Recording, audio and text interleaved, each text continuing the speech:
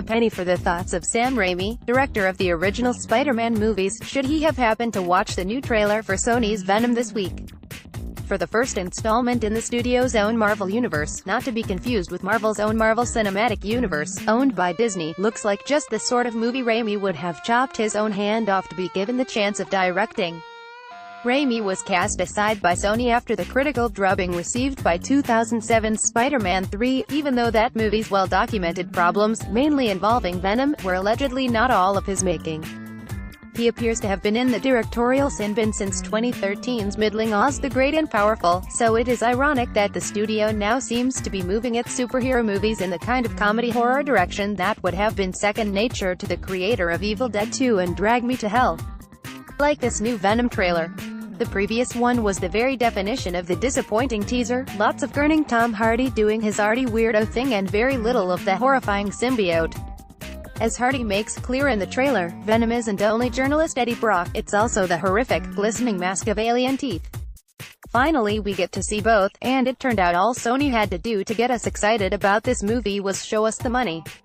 It makes sense why the studio has plucked Ruben Fleischer from Hollywood Purgatory, where he had been languishing since 2013's Gangster Squad, to direct Venom. Fleischer's Zombieland 2009 is a rare example of the perfect blend of horror and comedy, a worthy successor to Raimi's late 80s work. That film had the seamless double act of Woody Harrelson and Jesse Eisenberg as a hard-boiled killer of the undead and a twitchy, self-deprecating college kid. Fleischer's new film will get its laughs from the interplay between Brock Hardy and symbiote Hardy. Again, this starts to make sense. Hardy has been talking to himself in movies for most of his career. Venom snares his enemy in the much-maligned Spider-Man 3. Photograph, Mary W. Wallace, 2007, Columbia Pictures Industries Inc. All rights reserved. What a staggering feat of CGI work the new Venom is, especially given how many superhero films over the past decade have been littered with dismal digital characters. Hello, Justice League's Steppenwolf. Originally pitched as a skewed send-up of the Spider-Man costume, Venom here has morphed into something altogether more odious and disgusting.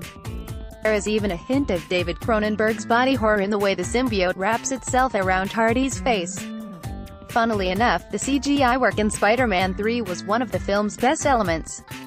It was that Venom's origin story was relegated to one of several competing subplots which annoyed fans.